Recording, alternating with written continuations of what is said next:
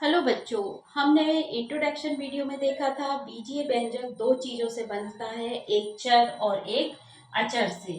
इनको हम अचर और अचरों और अंक को हम बीज गणितीय संक्रियाओं यानी कि योग, व्याकलन और गुणन भाग के द्वारा हम बीजीय व्यंजक को हल करते हैं।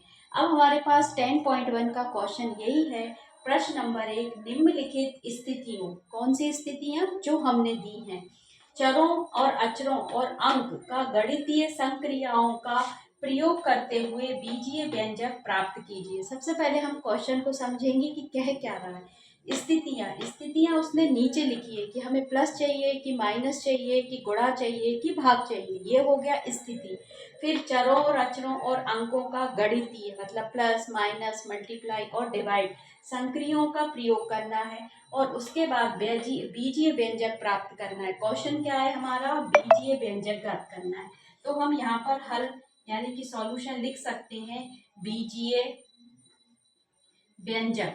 बीजीय व्यंजक ऐसे लिखने से ये होता है कि हमें बहुत अच्छे से पता होता है कि बीजीय व्यंजक एक्चुअली है क्या। अब बीजीय व्यंजक निकालने के लिए हमारे पास जैसे फर्स्ट क्वेश्चन है कि संख्या y में से z को घटाना है, यानी कि हमें क्या करना है, व्यवकलन करना है। क्या करना है, व्यवकलन का मतलब होता है माइनस, यानी कि संख्या क्या है, y है, में से मतलब y में से z को घटाना है, यानी कि y माइनस z, ये हो गया 1। तो ये क्या बन गया, बीजीय व्यंजक। अब नंबर 2 ये है संख्याओं x और y के योग का आधा। वो क्या कह रहा है, संख्याओं x और y, संख्याओं कह रहा है यानी कि दोनों। यहाँ पर नंबर 2 है, बीजीय व्यंजक चल रहा है हमारा x प्लस y का आधा, योग का आधा, इन दोनों का योग हुआ और उसका आधा, ये हो गया सेकंड स्थिति। अब हमारा थर्ड है संख्या z, यानी कि एक की बात कर रहा है, संख्या z को स्वयं उससे गुणा किया जाता है। संख्या क्या है, z, तो हम नंबर थर्ड ले लेते हैं बीजीय व्यंजक में। बीजीय व्यंजक कि हमें क्या चाहिए, z को स्वयं उससे गुणा किया जाए, यानी कि z इंटू जेड बराबर क्या हो जाएगा, z स्क्वायर, ये लिखा जाए।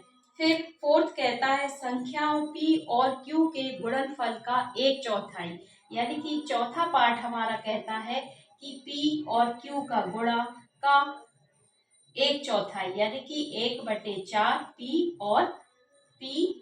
और q, ये p और ये q, 1/4 माने 1/4 p और q का गुणन चाहिए उसको। ये हमारी 4 कंडीशन हो गई। सबसे पहला संख्या y में से z को घटाया, फिर दूसरा है संख्याओं x और y के योग का, x प्लस y के योग का आधा, तीसरा कह रहा है z को स्वयं उससे गुणा करो, z को z से गुणा कर दिया, ठीक। फिर तीसरा कह रहा है p और q के गुणनफल का 1/4, p q का गुणा किया उसका 1/4, 1/4, ठीक है, ये आ गया आंसर। अब हमारे 4 पॉइंट और बचे हुए हैं, यानी कि 4 स्थितियां। तो हम अगले वीडियो में इसको मेंशन करते हैं। तब तक के लिए वीडियो को लाइक और सब्सक्राइब करें। बाय।